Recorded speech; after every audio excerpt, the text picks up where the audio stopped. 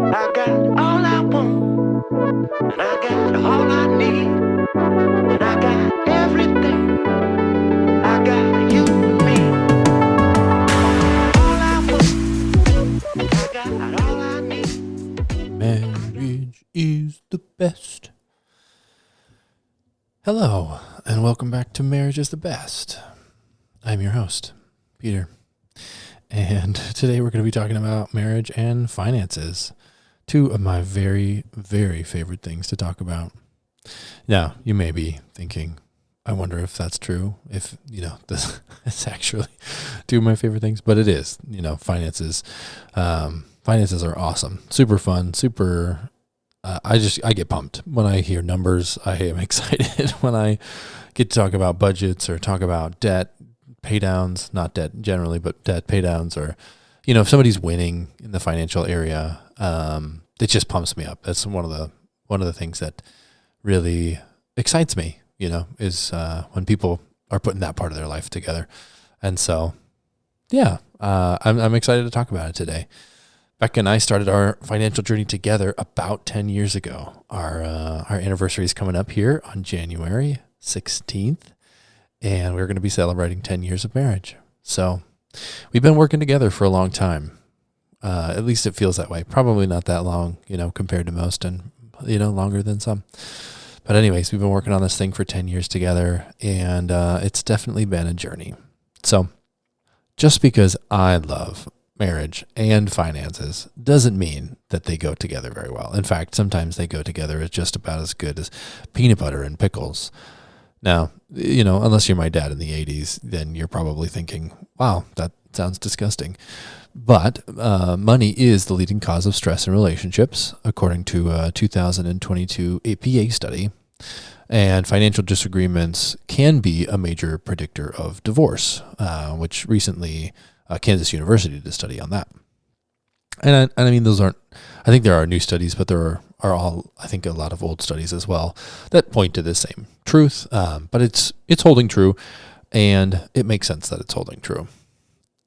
Debt just kind of takes this to a whole new level. It kind of skyrockets the idea of, well, I think probably just stress. And so that stress, specifically in the financial realm, does a number on the marriage.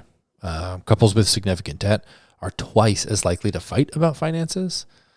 And then, you pair that with the increased divorce rates, and, you just have a 1-2 punch from nowhere. Not a fun time. Finances are a part of marriage that really demands like a lot of communication. And I think that's one of the things that makes balancing marriage and finances out so difficult, is that the amount of communication that you need to enter into throughout, like over the course of your marriage regarding your finances, is a lot. Yeah, we did a poll recently on our Facebook page.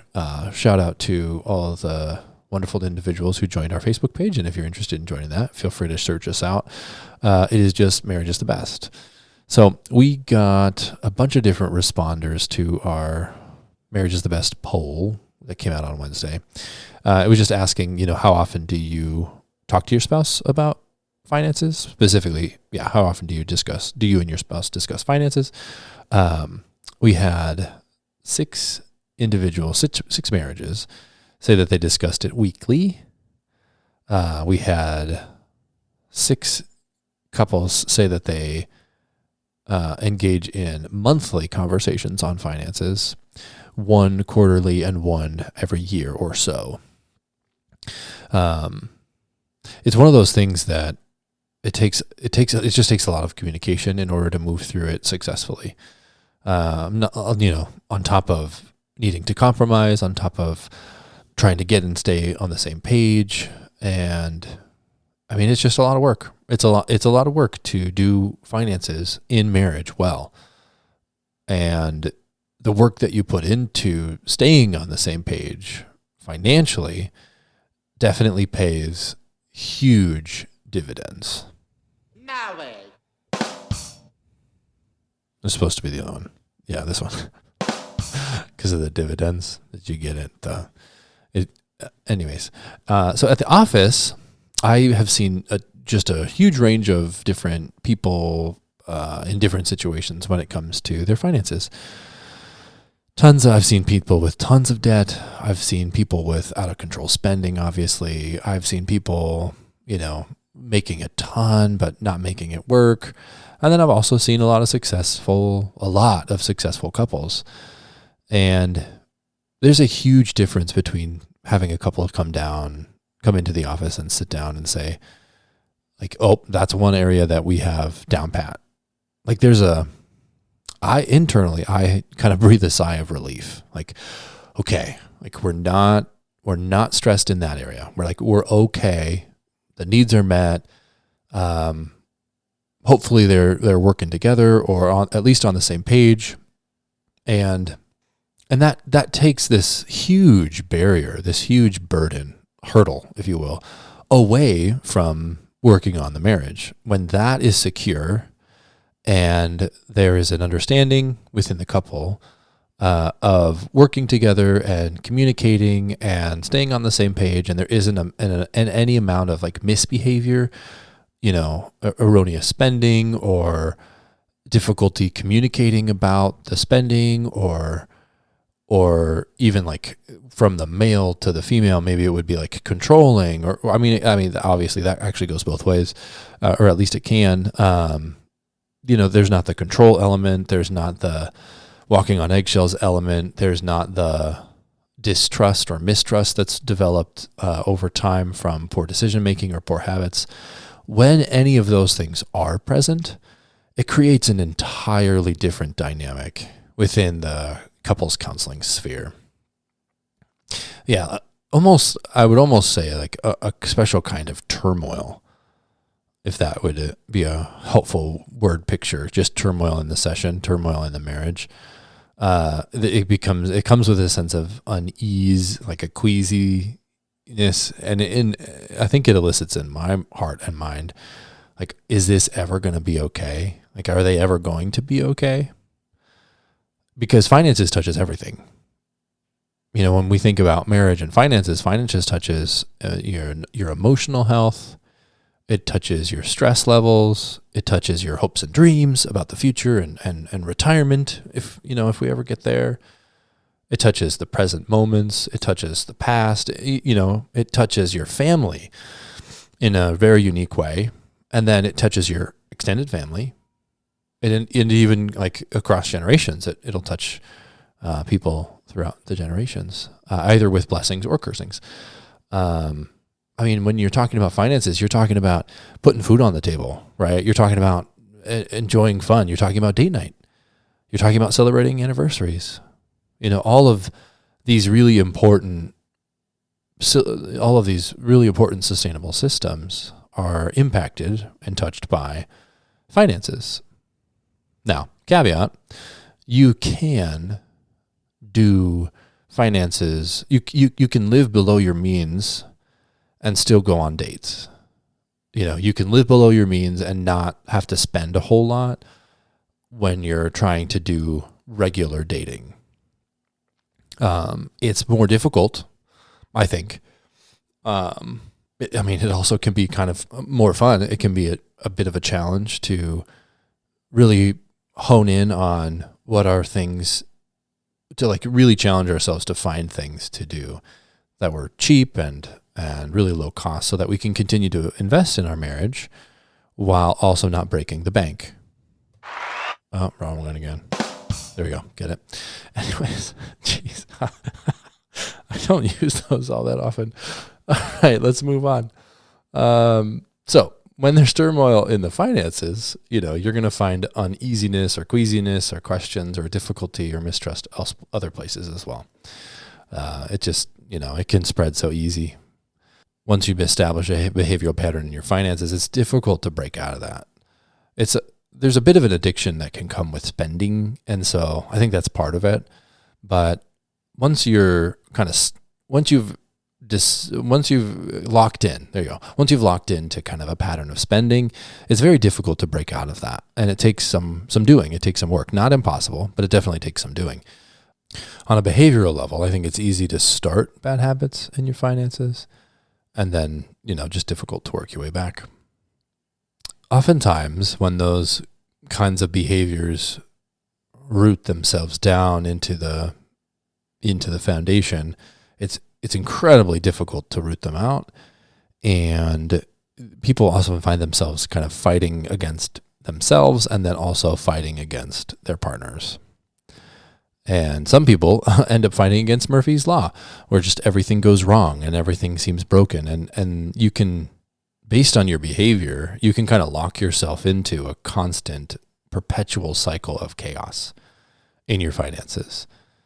And that amount of weight on your marriage, going back to kind of the divorce and the stress statistics, that amount of weight is it's really unhealthy. And that's why these conversations are so important. And doing the educational bits, whether you're listening to Dave Ramsey, that's kind of where we started. And, he's got a course or a podcast or a book or, like any medium that you could think of. There's educational tools out there. Becca and I actually just recently did another education on finances and just doing finances well. I think it was called the Treasure Principle. I know that there's just tons and tons and tons of resources. So if you're struggling in this area, I think education is probably the first line of defense. When you're educated and your partner is educated and you're kind of you both come from the same place of knowledge and understanding, that transforms those conversations. I think that when you feel a lack of confidence in your finances and you just don't feel like you know what you're doing, that's when it just gets really flooding. Like you just get overwhelmed when you're trying to make decisions and trying to set it up well for you and your spouse. And that inevitably leads to more stress in the relationship and stress when you're talking about it. And that makes those conversations probably worse, when you're stressed about them and feeling a lack of confidence. It can be incredibly difficult to just enter into that conversation, even if you really want to, and even if you really are trying to make inroads or trying to make a change. So keep going, maybe take an educational step, finding a resource. And I think that those resources are really important to share in marriage. So either you can try and, explain that information to your spouse or just share the resources together. So yeah, financial turmoil seems to create kind of a special kind of stress. And that stress often leads to a mistrust of one another. And then we see the mistrust turning into bitterness and resentment toward the other person. And that leads to either a lack of intimacy, a lack of satisfaction, a lack of closeness. You can't really be close with someone that you don't trust. And so I think that's why they say that a financial infidelity, like working through a financial infidelity, which is essentially just hiding or lying about, financial decisions, keeping those things from your spouse, that those parts of broken trust can be just as destructive as a physical infidelity or affair. That level of betrayal, depending on the size and the scope, not that it's impossible, but extremely difficult when you're talking about trying to rebuild trust, trying to re-engage, around communication. I know that one couple that I was working with, this is kind of a larger scale. And the woundedness was on a very large scale, and the ability to communicate through conversation, the ability to communicate through finances was just greatly reduced. And it really, it stuck with them for many, many, many, many years, trying to work through the betrayals that they felt and trying to repair the woundedness, trying to re-engage on emotional levels, trying to re-engage on physical levels, trying to re-engage anywhere. And I think essentially what it came down to was there wasn't a whole lot of trust in the system for good reason. And it just made it really difficult to come back from. So, overcoming woundedness from a financial infidelity is quite similar to trying to heal from a physical or even an emotional affair. So now we're going to talk a little bit about our marriage specifically. And by we, if I said we, then I mean me. You and I. You and I are going to talk about this. Come on, guys. I mean, it is what has brought us together today. Marriage. Marriage is what brings us together today. So Becca and I are exceptionally blessed when it comes to marriage and finances. And that doesn't mean that we haven't had to work hard, but it does mean that we came in very, very close to like exact pages, if you will.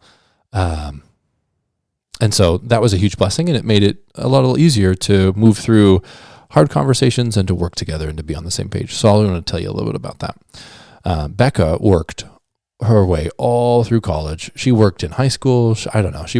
I think she worked in middle school. She was a babysitter. She was like intense babysitter. Like I think at 12, she was babysitting a family and doing like full-time work, basically like Monday through Friday, 8 to 4, 8 to 6. I don't know, something crazy. And she just loved it. She loved the kids. It was a good family. She still loves the family. And, she worked so hard, and she was really, really great at it too.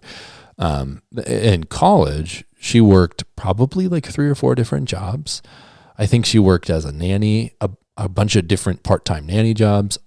She was an amazing resident assistant at our college, Crown College. And I think she was the best RA at Crown, either throughout the entire time that we were there or just in its history. Now, I mean, would I say that? Yes, you have to know. I mean, I'm me, and so I'm saying things that me says. So, I mean, you have to recognize that I might be a little biased. But if we took the ratio of young ladies who were impacted by Becca, I think she would probably have the highest impact ratio of touching lives, of engaging people, of making connections. She is exceptionally gifted in those areas. Planning events, organizing things, community building, hospitality, making people feel welcome. That's probably one of her superpowers. And then at the same time, she would also go back and work at a restaurant that she had worked at. I think she worked at this restaurant for like a decade. It's so crazy to me that she just worked. She was a workhorse. And it does make sense because her dad is a really hardworking man. Her mom is a really hardworking woman. They're still hardworking people, and they come from hardworking people. Her grandparents are wonderful people. Anyway, so I couldn't say enough about just the work ethic in this family. It's really remarkable. She actually worked through and paid for a bunch of her schooling every year, and I didn't. I was able to take out enough loans to be able to pay for school without working at all, with the combination of subsidized, unsubsidized scholarships and grants, because I came from a very poor family. And so it was a blessing at that moment because I got more grants. But anyway, so she was working really hard, grinding it out, working 4 jobs. And I was, an RA and in school and in choir and other Philly things. Becca had more money saved when we got married. She had more money in retirement when we got married. She had more, tons more work hours, tons more work experience, a better resume, everything better. She was way better than me when it came to earning money. And the funny thing about Becca is that she didn't know what she made. She didn't know how much she made. She couldn't tell you what she was making per hour, or like her greatest, her tips or anything like that, right? The numbers and whatnot are not something that she absorbs. And so she moved through that just amazingly, and I'm very blessed by that. So I say all this to paint a picture of how blessed I am as a husband to have found someone like Becca, and to represent the fact that before we were married, she had a super strong work ethic, knew how to save her money, even though she didn't know, the numbers of it. She knew how to do that. She was a good saver, and she never really spent frivolously. I don't know if she really spent much at all. I'd have to ask her, what her spending looked like in college, but from the outside looking in, it really wasn't anything to write home about. So this is obviously not something that I could have planned. It's just an enormous blessing. So obviously that can't be everybody's story. Not everybody is going to find the perfect woman when it comes to everything, and especially finances. And so that's just a blessing, and it's really cool, and it plays really strongly into our story. And I think what that says is that when you find someone who connects with you on this value specifically, when you find someone who you can trust, who you can rely upon, and who you can commit yourself to, the intimacy and the satisfaction that are going to be evident in your marriage is going to be greatly impacted by your ability to trust this person financially. And when you tie yourself financially to another person, which is really important when it comes to marriage, then that's that it just makes one of the biggest of differences. So it's one of those values on the values list that probably makes equal difference to, like, say, politics or religion or things of that nature, where if you're aligned in those things, probably those three things, I would maybe say four. If you're aligned in politics, religion, finances, and children, then I think you've got a really good start. And a lot of the other things can be take it or leave it. My story was a little bit different. I learned to accept work later in life. I spent most of my time growing up in school activities, sports, music. I did a lot. Like, I was busy with a lot of things, but not a lot of things included work. Even when I worked in college, it really was, I was an RA during the school year, or I was a camp counselor. I was working at a camp, Big Sandy camp, and then I was an RA at Crown. And those were my two jobs. And then in the summer, I did the camp again, and then I worked at Crown, and then I did camp again. So 3 summers at camp, but one before school started, and then the 2 summers between freshman and sophomore years. And then the last year that I was there, my junior year, right just before graduating, I didn't do the camp thereafter. So just the 3 years of camp and the 2 years of RA. So, but we were looking at marriage. We were looking at kind of finishing up our dating season. And as I was thinking about potentially, getting to that point and needing to put my finances in order for kind of future family stuff and wanting to be able to provide and to lead, I always loved numbers, but I just didn't know anything. So because I realized that I knew basically nothing, I randomly one day came across a class, and the class was called Financial Peace University. It's a little bit of an interesting story how I came across it. I was actually way up north from where we were living at the time, me and a bunch of guys, and I was visiting a church that a friend was a part-time pastor at, and he was doing music there. And so I think I went up to visit him, and maybe we were going to get lunch, and randomly they said, hey, if anybody's interested, we have this Financial Peace University class starting. You should sign up. I didn't know there was a sign-up fee. I didn't know who was teaching the class. I wasn't a member of this church. I wasn't a part of the church. I think I had been to the church 2 or 3 times in my life. And this random, I just said yes. Like I don't know. It was crazy. So I just said yes. I signed up to take the class. It ended up being a 45-minute drive from where I was living to go take the class every week for 9 weeks. I think I made it to most of them, probably like 8, maybe 7 or 8 out of the 9. But it was a really crazy experience. And Dave teaches a really simple method, and he teaches it really understandably. I have an opinion about Dave's message. My opinion on Dave's message is that Dave has crafted a financial system that can be worked by anyone in any situation. Now, that might be controversial, but I really do believe that if you start with his baby steps and you just start and work them through 1 to 7, you will find success no matter what.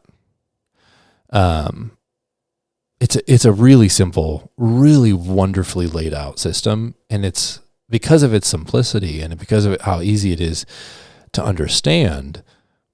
I think it lays such a wonderful foundation for marriages to jump off from. Now, you don't have to do everything that Dave says, although if you do everything that Dave says, then you're going to find success. That's a very broad generalization, but I do believe that you will, especially if you stick with it and you actually, listen to what he says. Sometimes if you do Dave Light, maybe it doesn't work as well, but everybody that I've ever talked to about it, everybody that I've shared our story with, and everybody that has kind of taken the lead into their own lives of capturing and recapturing and reclaiming kind of this financial area of their lives has been ridiculously blessed by it. And it's been really fun. It's been really fun to see people take that on. So, yeah. I guess really quickly, Dave has 7 baby steps. The first baby step is to save $1,000. The second baby step is to get out of debt, pay off all debt, except for the mortgage. So it's all consumer debt. Third step is to save a 3 to 6 month emergency fund. The fourth step is 4, 5, and 6 actually are done kind of in conjunction. They're done at the same time. The fourth step is save 15% of your income into retirement. The fifth step is start saving for kids' colleges if you have kids or plan to have kids. The sixth step is pay off the house early. And then the seventh step is be extremely generous. His phrase, live and give like nobody else. Because at that point, you got to pay it off house. You've got 15% going into retirement. You're completely debt free. And you can, there's a freedom there. It's a really beautiful story and it resonates, if you start to listen to his podcast, the Dave Ramsey Show, and you just start to listen to the callers and they answer the same way every single time because their method is so simple and they just plug every caller into the method that they're using. So, you have tons of debt. Let's talk you through the baby steps. You have all of this going on. Let's apply it through right. But it creates this really simple filter where you can literally always answer, what would Dave do? Because there really isn't a question. I've never looked up a question that Dave answered or listened to an episode of the podcast and been shocked by Dave's answer because it's all predicated on a simple framework. And I think that that's why it's worked so well. And I think that that's why it's helped so many people. And that's why it helped us. It helped us because it was simple for me to understand. I went all the way through the class, and then I was a little bit more equipped to then move into the waters of our marriage. I guess I wasn't, I might say that I was pretty passionate at that time. I may sound passionate now. Well, if you take my passion currently and you just blow it up 10 times 10, I was really jazzed about it. I was really excited about it. So I wanted to bring that mentality and those principles into my marriage. And I did something wrong. Day one is that I took this class without consulting Becca, without, her by my side. I was saving up for an engagement. I was saving up for an engagement ring at that time. Yeah, that's crazy to remember. I was saving up for an engagement ring and I was using Dave's system to try and save up and also pay down debt and also do these other things.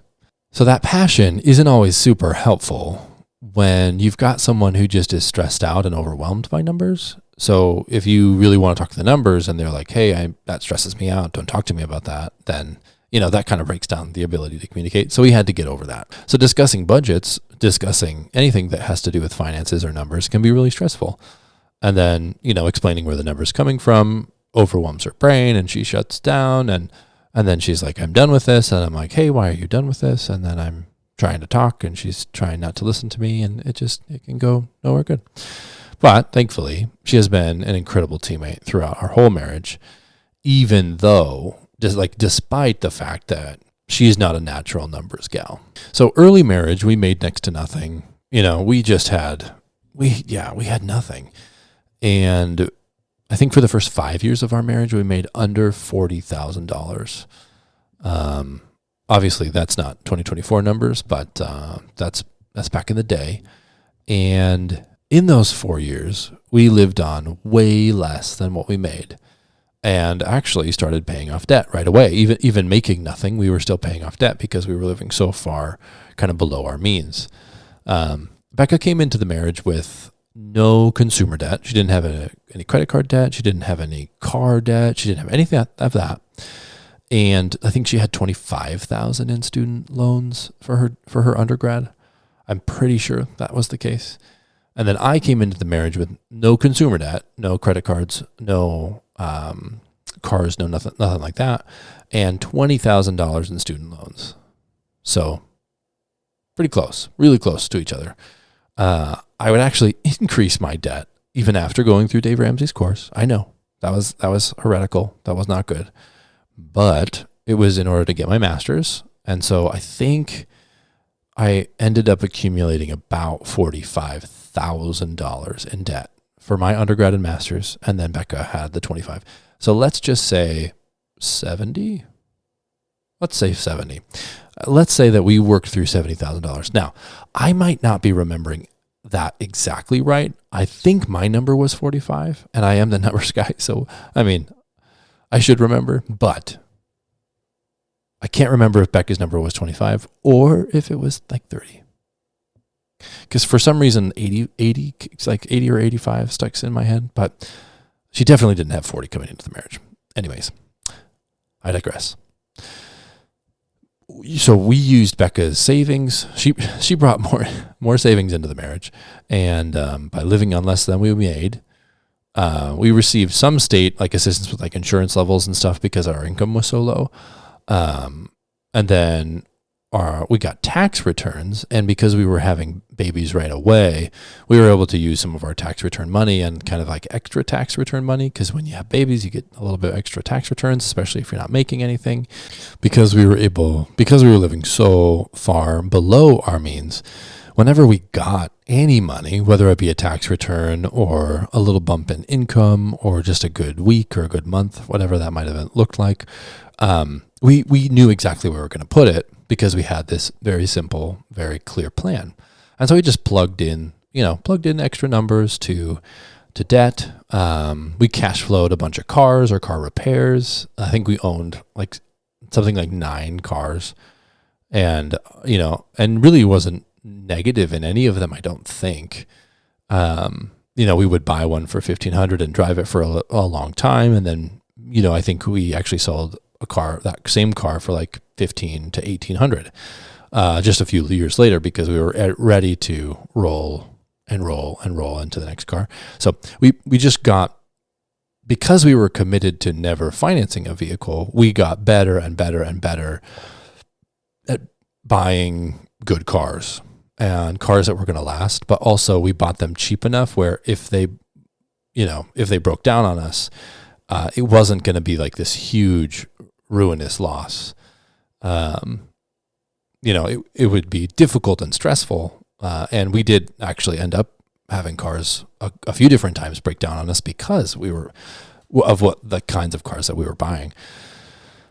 But that car buying thing is really important. And I guess the only reason I'm mentioning it is just because I think the average car payment is up to $800 now.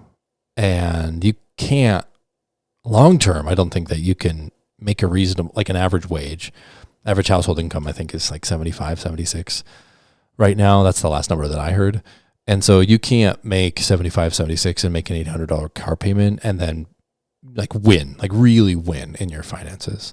And so doing it this way, where we were just kind of bankrolling and slowly moving up in car, little by little, we were able to keep all of our ducks in a row, keep all of our finances in order, while also mostly having the vehicles that we needed. Although there were some seasons where Becca didn't have a vehicle, and I learned very quickly that was destructive and hurtful and harmful and not good for her.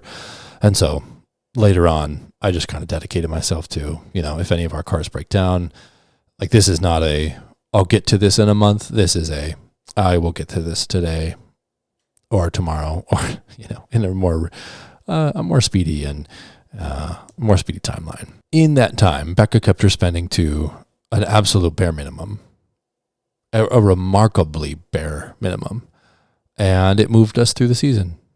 And even though it was stressful, we were still able to be united, and it really kind of forged us through the fire, if you will, forced us to work together, to communicate together, to do hard things and make the hard calls. And yeah, it was a lot of work, but being united and working toward the same goal allowed us the freedom to work on, other parts and to focus on other parts where we were really broken at the time, even though finances wasn't one of them. And, we were making next to nothing, but we still prioritized dating every week. And so even though we weren't able to do anything extravagant or busy or crazy, we still dated every week. And I think it was pretty much every week for the first 4 years. I would say we hit that pretty much every single week, which was kind of crazy. So yeah, tons and tons of cheap dates, practically no vacations. We didn't do any vacations. We went to maybe her cabin. I think we could get over there for a couple tanks of gas, and then we would just buy groceries and pitch in here or there, maybe for like gas for the boat, and that would be our vacation. We would just go there once during the summer, but other than that, we weren't really going anywhere. So we just attacked it. We attacked the debt like two lions in search of some tasty gazelle. We're just licking our chops and chomping at the bit and going after those gazelles everywhere. All right. So during the season, we learned a lot. We learned to work together. We learned to make sacrifices, to say no to ourselves, to live on very little, to budget and set limits. We shopped a lot at Goodwill. We got things that we needed off Facebook Marketplace. There's like this unwritten rule of life that we live by. Never, ever, ever, ever, never pay full price for anything. So I always have to feel like I'm getting a deal. Even if it's not that great of a deal, I just want to feel like I'm getting a good deal. And so Becca and I, we just developed that over time, and it's been incredibly, an incredible blessing. So we also ate at home. And one thing that I think about often is like this season was really difficult. It was really stressful for a lot of different reasons, but financially it was a huge blessing. Like to have to grind, to spend 5 years making next to nothing together. Obviously that's a household income of less than $40,000 that we lived off of. So I don't know. I think that's looking back on our story, it's just an amazing thing. And I'm so grateful for the lessons that there's no amount of money that you could give me that would justify me losing those lessons. I would never, ever choose to lose those lessons, because those lessons, with that foundation, with those lessons that we brought into our marriage, like we've found such peace and success and intimacy and connection in the area of managing our lives together. And I've seen finances creep in and create so much stress and so much like overwhelming sense of just being overwhelmed in so many different couples that I don't think that is worth any amount of money. And I've seen, very, very successful individuals making, 3 to 4 to 5 times what I make, even now, still really struggling and suffering for it in their marriages. I guess that would be another principle, is that like no matter what you make, there's no amount that you can make that will make you happy in your marriage. especially if you behaviorally, there's a lot of mistrust or misbehavior in the financial realm. Yeah, I believe that. One thing that I did pretty regularly in this season that helped to kind of bolster the energy and kind of move me forward and through the season was listen to the Dave Ramsey Show or something like it often. What I found is that I needed almost every week a reminder of like what we were doing, of why we were doing it, of a reminder of people winning. I think that's probably why I love to hear about people winning financially, is because I spent so much time listening to Dave and listening to other people, even just people personally that I knew in my family that were just making great steps and moving forward in their finances and being super responsible and winning in such a cool way that I just grew this skill of like an incredible appreciation and gratitude for other people winning with their finances. So listening to, debt-free screams and people talk about, paying off their house early, all of the winning. And it's ridiculously exciting to hear about people taking that responsibility. And now that I know how impactful it is on marriage, it's really even more wonderful, to hear about. It definitely wasn't an easy season, but by communicating, by sharing goals, by trying to stay on the same page, we were able to move through it. Dating, obviously, was ridiculously important. I think that without dating regularly, that would have really kind of made it much more difficult to stay united and communicate about all of these things. Dating in this season was hard, but we worked really diligently to keep doing it and to do it on a restricted budget. So I think without dating and without communicating and updating our processes when we inevitably failed, without staying connected to our church community and our faith and working together, that season could have broken us down. At the end of my master's program, so now we're looking at the tail end of that fourth year into the fifth year, I think is when I finished 2019, 2015, 2019. Yeah, I finished early fourth year. Yeah, early fourth year of our marriage. Still didn't make a lot in that fifth year, but that was when we finished the master's program. So that's kind of timeline where we are. I was required to do an internship. And this was quite the unique challenge for our marriage and specifically for our finances, because this wasn't just any old internship. This is what we call an unpaid internship. So picture us, Becca and I, we're sitting in our 800 square foot, gnarly, 70s built, maybe 80s built apartment. And we have 3 kids at this time. Okay. 2 of them are sleeping in one room because we can actually get them to sleep together. 1 of them is sleeping in the other room. And because you guys are very good at simple math calculations, you know that there are no bedrooms left because there is 2 and there is 1. That means what we did was we had a full mattress. It was either a full or a twin.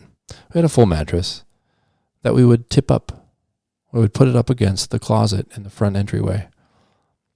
Literally. I mean, the front entry, you open the front entry and you're in the living room, a larger living room space. But we would tip up a mattress. And then at night, we would take it down and we would go to sleep.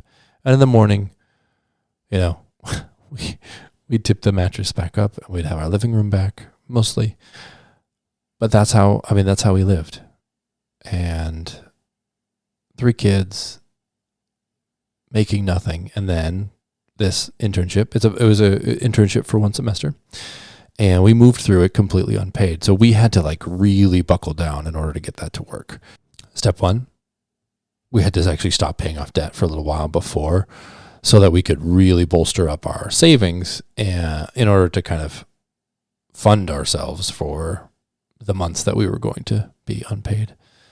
Step 2 was to talk to our church community. We had been there probably 5 years at that point, and just to see if there was any, help that we could get for that unpaid season. They were able to help us, and that was a huge blessing. So, shout out to them, and obviously they're They're a fantastic community. Still a part of that same church community, which is awesome. Step 3 was to talk to the owner of my company and see if there was any work that I could potentially put in to earn money while I was also getting my internship hours without being away from home more. Because being away from home, from my wife who's taking care of these 3 children, for more time than just the 40 hours to make some money, right? And I'm not saying that would have been a bad thing, but I knew my wife, even at that time, and I knew that would break her.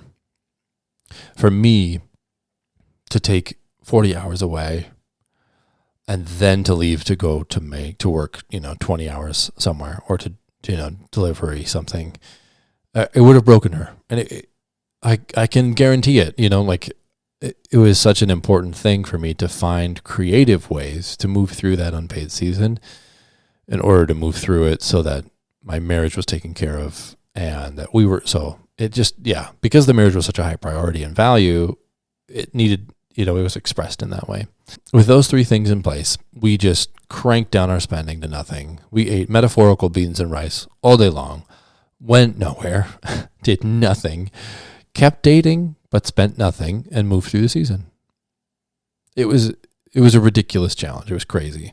But I think we enjoyed it almost as if it were a game. There was almost like an absurd nature to it that brought some levity, some lightness, some lightheartedness, because it was so hard. I don't know if that makes any sense. But we were in a competition to spend the least amount of money possible, and we were going to win. And needless to say, our income went down that year from the previous year, even though we didn't make a whole lot the previous year. But we learned that when we push and we shove and we buckle down, we can spend next to nothing. And we have used that skill and re-implemented it in different ways to bless our marriage and our family many times throughout our marriage. And really that's accredited, I think, to that season and the work that it was done and just, how we moved through that. The amount of trust and intimacy that grew as a result of working hard together, accomplishing that goal, moving through the fire and flames, and dating each other throughout that process was pretty fantastic. So we did it. We moved through that crazy season. We survived it. We launched into then getting hired. And then just because I got hired, it doesn't mean that they started paying me. So instead of, the semester long August, September, October, November, December, those 5 months, it was also January and part of February because my then employer, because I had signed my contract, my then employer couldn't start paying me until they had my diploma in their hand. And there was some liability and insurance reasons for that to say anyways, it was a whole thing. So I had to fight tooth and nail to try and finish this season. And then we had to get that diploma in there so that we could finally be paid for my work. And then I had to build a clientele. And I only saw, 800 people that year, 850, something like that, people that year. And that was like a full year's worth of work. But I just didn't have a clientele, I hadn't built that up. So it was a long season. Boy. So then finally I'm hired, I'm working, I'm even getting paid. And that's when our 4th daughter arrives. And she is so wonderful and such a joy, and just kind of capped off this celebratory, we did it. And then we had another daughter, and it was great. She was a great infant. And it was a good time. So yeah, we did it. So financially, we weren't, all the way through the woods. We still grinded it out. The first year, 800 clients. The next year, we actually had paid off all of Becca's student loans at this point, I think. Yeah, by that between 5 and 6 years. And in the 5th year of our marriage, we still didn't make very much because I wasn't working a whole lot and hadn't built up a clientele, and honestly just wasn't that great at doing my job yet. But the following year, I doubled my clientele. I saw almost 1,500 people. So then what happened was my income doubled. Fancy that. See, double the people, double the income.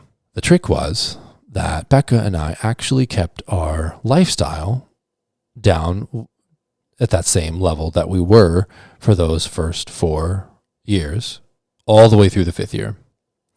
We increased a tiny bit, like very marginally, just like a little bit, just like easily off the gas, just a tiny bit. But by the end of year 6.5, by the end of the 6.5 period, we had paid off all of my student loans.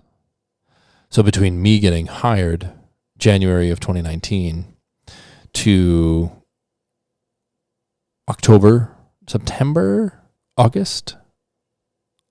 2020, we paid off all $45,000 worth of my student loans because we kept our we kept our lifestyle so low, and our shovel grew very large. Well, it didn't grow very large. It just grew a little bit. So, but it was great, and we did it. So at the tail end of that season, we were so excited. We started to sell things that we didn't need anymore. We were looking at that kind of the end of the road and just kind of chomping at the bit. And so we started like selling things on Facebook Marketplace that we didn't need anymore. We started like picking up like little play kitchens on the side of the road and flipping them for $20. We did that a few times.